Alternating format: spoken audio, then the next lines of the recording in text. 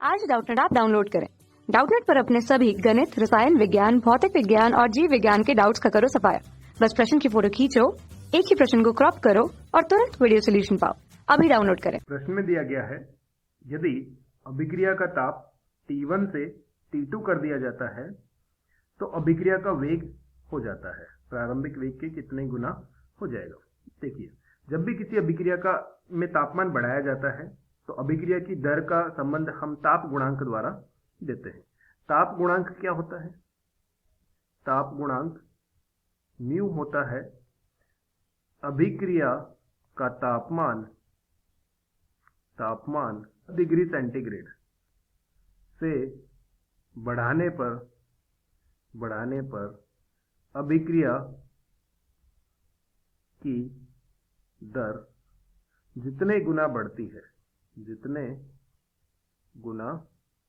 बढ़ती है उसे कहते हैं तापमान गुणांक म्यू।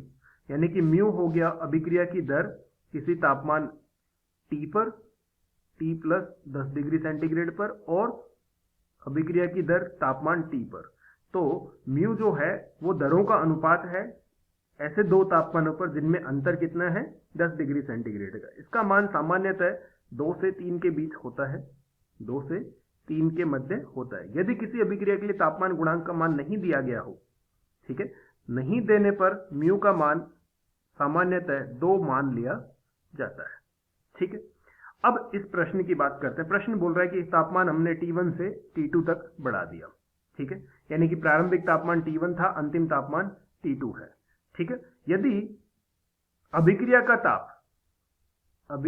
ताप 10 डिग्री सेंटीग्रेड से बढ़ाते हैं, 10 डिग्री सेंटीग्रेड से बढ़ाने पर जो अभिक्रिया की दर है वो हो जाती है म्यू गुणा बढ़ जाती है। अभिक्रिया की दर म्यू गुणा बढ़ जाती है। यदि अभिक्रिया का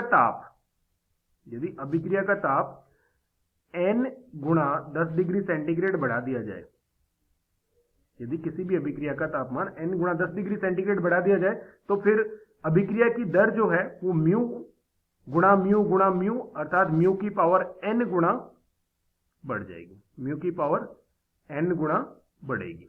ठीक है, अब तापमान T1 और T2 की बात करते हैं। मान लेते हैं कि तापमान T1 और T2 में जो अंतर है, तापमान T1 और T2 में जो अंतर है वो 10 डिग्री सेंटीग्रेड का n गुणा है, 10 डिग्री सेंटीग्रेड का n गुणा है।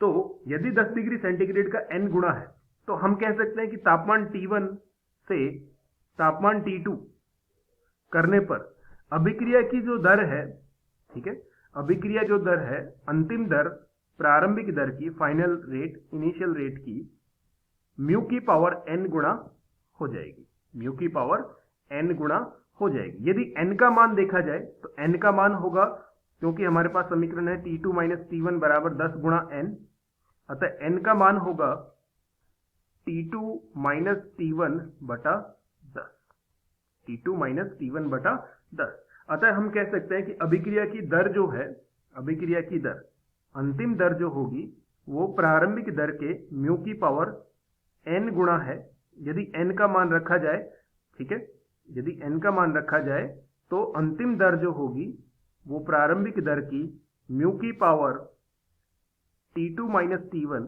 बटा 10 के बराबर होगी।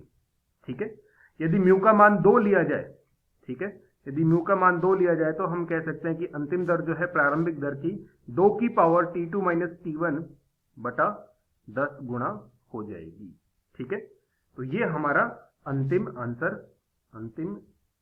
उत्तर होगा कि म्यू अभिक्रिया की दर जो है यदि T1 से T2 बढ़ाई जाए, ठीक है, तो अभिक्रिया की दरों का जो अनुपात होगा या अभिक्रिया की दर जो है हम कह सकते हैं कि म्यू की पावर T2 माइनस T1 बटा 10 गुणा बढ़ जाएगी,